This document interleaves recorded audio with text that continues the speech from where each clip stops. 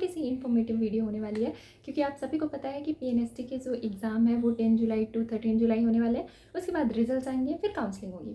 और सारे बच्चे का एक जब भी कोई नर्सिंग कॉलेज में एडमिशन लेता है तो उसका सबसे टॉप प्रायोरिटीज़ होती है कि एक अच्छा सा गवर्नमेंट कॉलेज और उसके बाद वो INC से अप्रूव्ड हो, ठीक है। और एक अच्छे कॉलेज INC से अप्रूव्ड होते ही हैं, ये सारे बच्चों का मानना है, ठीक है।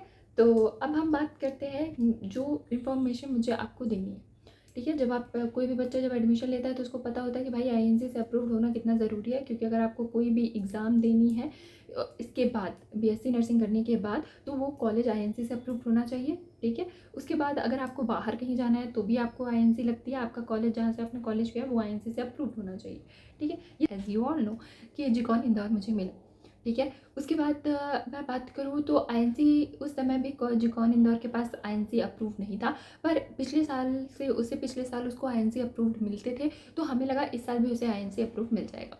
बट 6 और 7 मंथ हो चुके हैं, अभी भी INC की तरफ से कोई गाइडलाइन नहीं है या कुछ भी नहीं बदला है, और जिकॉन को अब INC अप्रूव नहीं मिली है, ठीक है। तो बच्चे बहुत ज़्यादा पैनिक कर रहे थे, क्योंकि हम सब जानते हैं कि इंपॉर्टेंट होता है एक कॉलेज का INC अप्रूव्ड होना, खासकर नर्सिंग कॉलेजेस, ठीक है, क्योंकि उससे हमें आगे जाने का मौका मिलता है। क्योंकि अगर हम किसी और कॉम्पिटिटिव एग्जाम में बैठते हैं तो उसके लिए INC अप्रूव्ड होना ज़रूरी है। कनाडा वगैरह अगर हम कहीं भी बाहर जा रहे हैं तो एक कॉलेज जहाँ से हम पढ़ रहे हैं वो INC अप्रूव्ड होनी चाहिए, ठीक है। ये हम सबको पता है। जिकॉन है वो अभी भी INC अप्रूव्ड नहीं हुआ है।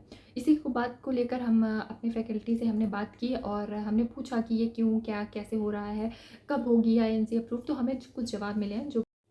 जो स्टेट है और जो INC है, तो स्टेट ने क्या किया था, स्टेट ने सीटें बढ़ाई। उसने बोला 210 205 बच्चों का एडमिशन लो। तो कब कॉलेज के बाद कोई ऑप्शन नहीं था, क्योंकि उसको स्टेट की तरफ से प्रेशर आ रहा था। उसने ओपन कर दी 210 200 सीटें और हम सब ने एडमिशन ले लिया, ठीक है। बट INC की गाइडलाइन के हिसाब से सिर्फ आप 100 स्टूडेंट का ही एडमिशन ले सकते हैं।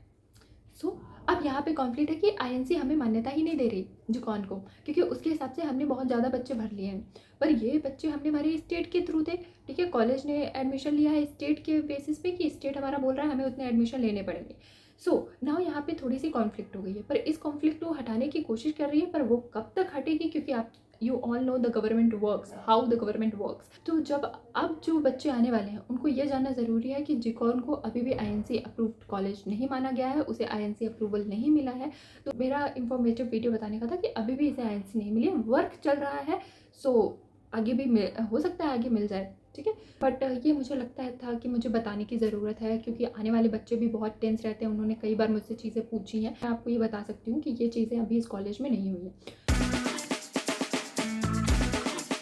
करूँगी कि मैं कुछ दिनों पे एक पूरा कॉलेज का टूर आपको प्रोवाइड कर सकूँ जिकॉन का, कि जिकॉन असल में दिखता कैसा है। क्योंकि अब एडमिशन होने वाले हैं, कई सारे बच्चों के मन में एक क्यूरियोसिटी होगी कि भाई मुझे कॉलेज देखना है, पर वो आ नहीं सकते इतना दूर, ठीक है। तो इसलिए मैं जिकॉन का एक फुल टूर डालने की पूरी कोशिश करूँगी कि मैं आपको प्रोवाइड कर सकूँ। और आपको ये थोड़ी सी भी वीडियो इन्फॉर्मेटिव लगी हो तो please like, share and subscribe.